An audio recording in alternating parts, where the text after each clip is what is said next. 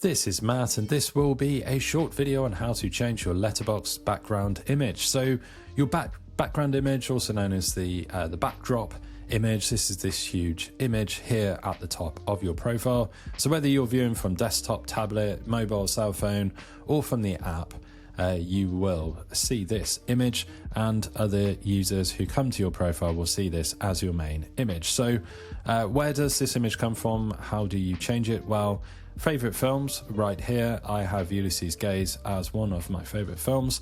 So the general rule is that whatever film is on the far left, the one that's added here will be the background image that's taken, that's included right here. So how do we change this? Well, from the profile, we can literally click edit profile, and then we come across to backdrops, which is the fourth here. And then you've got these settings here. So as a patron, this is a paid account. I have a paid account with Letterboxd, I should note that. We have the settings here. So it's, as it says here, it takes from the first favorite film. Now to change this favorite film, so you can obviously toggle these on and off here. So that's the backdrop setting. But to actually get that backdrop image, favorite films right here. So Ulysses Gaze I have on the far left, which, like I say, is the one that's taken as the backdrop image. If I was to swap these around and I have Apocalypse Now here, and then I click save changes, so you see changes have been saved. Let's go back to the profile, see if it's changed. Yep, there you go.